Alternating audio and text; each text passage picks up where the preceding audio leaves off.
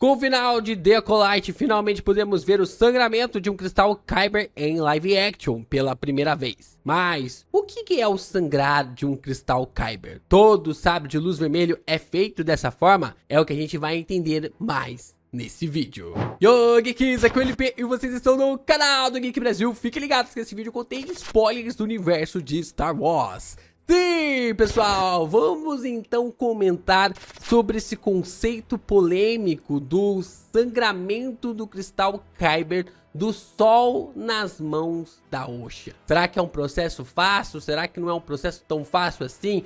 Será que o roteiro tá certo? Não tá tão certo? O que a gente sabe sobre isso? A gente vai comentar, é claro, logo depois de você deixar o seu like, se inscrever aqui no canal e compartilhar esse vídeo com os seus amigos. A gente tá nessa empreitada muito legal de falar de Star Wars aqui no canal agora. E você deixando o seu like e compartilhando faz com que a gente entenda que você está gostando dos nossos vídeos sobre este universo que tá ali capengando.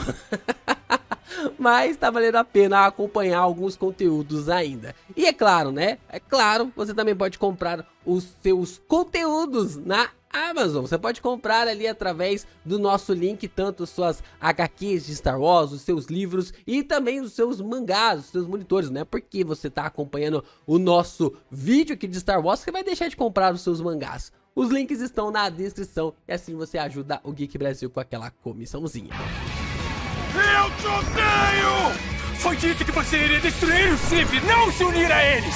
Vamos lá, né? Se tem alguma coisa do universo expandido que vai para a mídia principal, sempre gera polêmica. E o sangramento do cristal Kyber não é diferente, ou na verdade não foi diferente.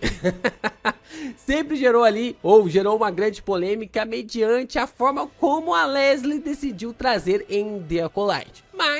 Mas, como supostamente muita gente não assistiu as animações para assistir The Acolyte, muita gente ficou perdida ali neste momento. Então, primeiro, antes de explicar sobre o sangramento, a gente precisa explicar o que é o cristal Kyber. Como o nome já diz, é um cristal que é usado para produzir o sabre de luz de um Jedi. Olha só, tem um ponto aqui. Não é produzido ali o cristal Kyber na sua forma pura para um sabre de luz Sith. Tem todo um processo, tem todo um ritual para que isso seja gerado. Então, fazia parte do treinamento do Padawan, na sua instrução ali para se tornar um cavaleiro Jedi, moldar o seu próprio sabre com um cristal e ter uma conexão com ele quando iam visitar o planeta Ilum, em busca de encontrar ali um cristal que se conectasse com eles. É um processo tremendamente importante na criação e na formação de um Padawan. Se eu não me engano, no jogo Jedi Survival, ou é o Fallen Order, isso, Star Wars Jedi Fallen Order, que é o primeiro ali do Cal, a gente pode observar ele fazendo o seu sabre de luz e ele indo até este planeta, ele indo até o planeta de Ilum, que é o mesmo planeta depois que vai se tornar a base Starkiller, a nova Estrela da Morte, lá no episódio 7. E este planeta, o Cal, ele fica procurando, fazendo ali as partes de vasculhar, até que ele sente um cristal lhe chamando, né? Esse cristal, não bem chamando, mas se conectando com ele. E assim ele tem essa conexão com o lado luminoso. E esse é o porém. O cristal Kyber é conectado apenas ao lado luminoso da força. Para usá-lo, sendo um portador do lado sombrio, você precisa corrompê-lo. Não dá para simplesmente pegar o sabre de luz, ele pode até acender, mas ele não vai se conectar totalmente a você com o lado sombrio. Você vai ter que continuar ali sempre no lado luminoso e você não vai mergulhar totalmente para chegar no estágio em que os Sith conseguem chegar. E dessa forma você precisa corromper o cristal Kyber para o lado sombrio. E existem dificuldades neste processo. O sangramento era realizado despejando raiva, ódio, medo e dor em um cristal Kyber por meio do lado sombrio da força, até que o cristal mudasse, resultando no sabre de luz de lâmina carmesim. É por isso que fala sangrar o cristal Kyber, porque é o vermelho. Ele modifica ali da cor original para a cor vermelha, e dessa forma você faz ele sangrar. Qualquer cristal Kyber poderia ser sangrado por um usuário ali do lado sombrio. Não é necessário ser um Sith para produzir isso, mas se você quiser ter uma conexão maior, como eu já disse, com o lado sombrio, juntamente com o seu sabre de luz, era necessário você ter um sabre de luz dessa forma, sangrando ali o cristal Kyber para ter uma conexão completa com o lado sombrio na maneira de lutar. Incluindo assim o seu próprio, você também poderia sangrar o seu sabre de luz. Por exemplo, se você fosse um ex-praticante do lado da luz e mantivesse o seu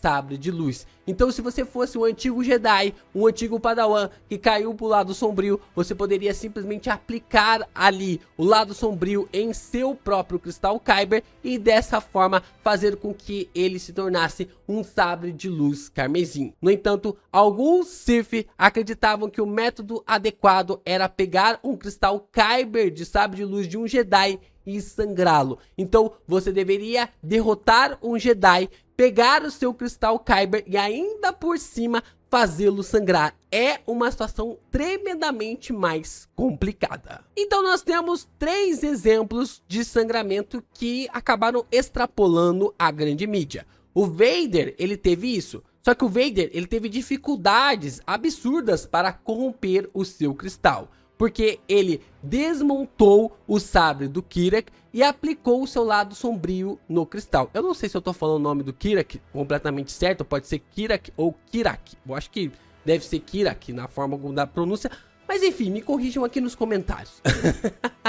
O Vader teve essa sua dificuldade devido à sua luta interna com o lado luminoso. É dito claramente que o Darth Vader teve essa luta com o lado luminoso desde o momento da sua corrupção. Em nenhum momento ele deixou de lutar com o seu lado luminoso. Então, automaticamente, essa parte da sua vida fez com que ele tivesse dificuldades em fazer um cristal Kyber sangrar. Mas mesmo assim, ele conseguiu. E nós também temos a resistência do cristal, sendo muito conectado à vontade do Kirak. A gente observa isso acontecendo porque, como nós sabemos, o cristal meio que escolhe o seu portador, então tem uma conexão ali com o Jedi, com o seu portador. E o Kirak, é claro, que não queria ser derrotado pelo Vader e o cristal seguiu ali o seu acompanhamento, seguiu também a sua vontade. No caso do Ben Solo, ele passou por dificuldades semelhantes ao tentar fazer isso.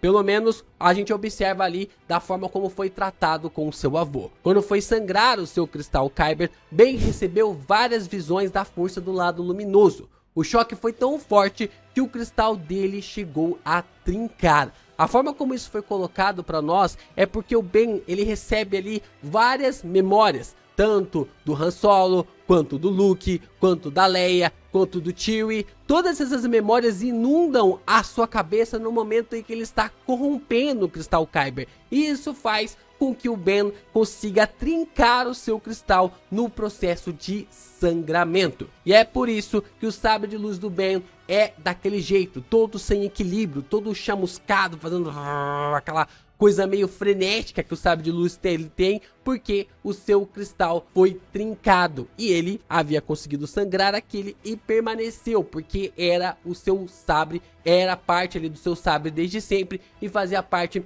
do seu cristal que lhe escolheu e que lhe conectou. Mas então veio a galera toda aqui no canal questionando, falando ali sobre a Osha no episódio 8, a forma como foi colocado.